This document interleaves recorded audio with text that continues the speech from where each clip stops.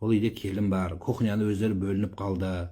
Ол үйде ол командир болып қалды, оның баласы бар. Мен десем, мыналар ортасында екі балаң төбелесіп, ең соңында сені боқтап, бірің быт-шытың шықпай, әке-шешеңмен бәрің бөлініп кетпей тұрып, сен бөлініп шық, қызым. Сол дұрыс болады.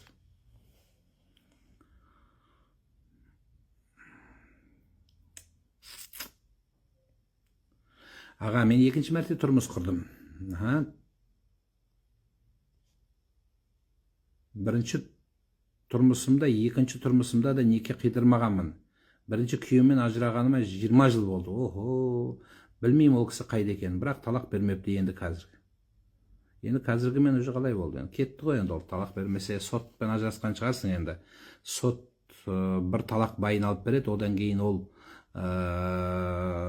сен іздеген жоқ, 20 жылда болды, уже не қалды уже. Сондықтан қазіргі күйеуіңмен неке қиып ал енді. Түсінде қызыл роза гүл сыйласа, қызыл ма? Бір сәл жақтырмаған сөзі болады. Намаз оқуды 9 ай болды. Оқып тұрып неше рекат оқығанымды ұмытып қалам. Азын қабылдап оқыңыз. Азын қабылдап. Мысалы, 3-шіде тұрмын ба, 4-ші тұрмын ба деген болса, 3 деп азын аласыз да оқып кете бересіз, 4-ші деп. Соңында сәжде сау жасап қойып. Жігітім екеуміз үйленгенімізге 10 ай болады. Ол жігіт емес қой, күйеуім десеш. Ол жігіт емес жасаған, бұл баяғыда жігіт болған. Мейлі енді, күйеуім үйленген соң кредит, қарызға батты, жұмысы жүрмей қалды. Енді кредитке батқан жұмыс жүрмейді деген пайғамбарымыз. Жұмыс құмар ойын ойнап кетті, ән айтпесе. Енем бұрын бұндай емес еді дейді. Сонда сен құрттың ғой, сонда мен күйеуім үшін қайырсызбын ба дейді. Енді бізде сөйтіп айтады енді. Әке-шеше жаңағы өзінің баласын несін жабып, келсап болдың сен біздің әулетке. Өз келін түскен кезде сол әулетте біреу өле қалса бәлесіне қаласың. Сен осы үйге келін келді, біздің сен басымызға бәле алып келдің деп, сондай бір жақпаған сөздер айтады. Енді болары болды, сен ол сөзді қуалама қазір. Сенде сөзден де үлкен проблема отыр, ол күйеу деген проблема отыр.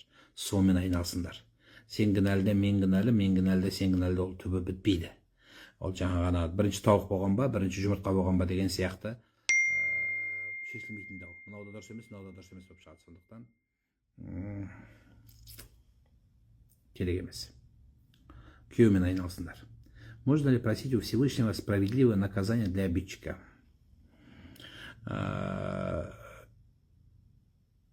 Тогда будет ответ вам справедливый тоже, наказание за то, что вы не совершали, наказы Всевышнего. Вот вы просите у Всевышнего: Аллах, накажи этого человека. Ну да, он виноват, допустим, по своему знанию, незнанию, по своей проблеме, он, допустим, что-то вам, для вас плохое что-то сделал. Либо не доделал, да, скажем, плохое что-то сделал. Вы просите справедливого наказания. Соответственно, эта же мольба, она имеет обратную силу. Какую? Всевышний тоже с вами рассчитается так, как нужно рассчитывать. Наш пророк Мухаммад, Аллах его приветствует, чему учит нас? Если вы прощаете, то будете прощены. Понимаете?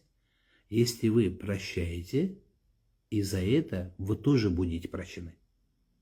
Если вы, соответственно, просите реального наказания у Всевышнего, но это как бы в виде проклинания, да? Соответственно, тоже для вас тоже будет спрос за намазы, за уразу. А вы знаете, что за один пропущенный намаз 50 тысяч лет будет наказание? И это мера 50 тысяч лет той жизни. И тогда в этой жизни должно, чтобы один день, сутка прошла в этой жизни, вернее, на той жизни, в этой жизни должно пройти 50 тысяч лет. И как вы думаете, какое будет наказание за один только намаз? Там даже, наверное, цифр калькуляторов не хватит. Поэтому Аллах любит прощающих. Будьте милосердными. Даже вы, когда Коран читаете, наверное, скорее всего, вы Коран читаете, все, кроме одной суры, все Коран начинается со словом «Во имя Аллаха милостивого, милосердного», то есть бисмилля, да? Вот это слово «милостивый», «милосердный», вот это милосердие нам сегодня очень не хватает.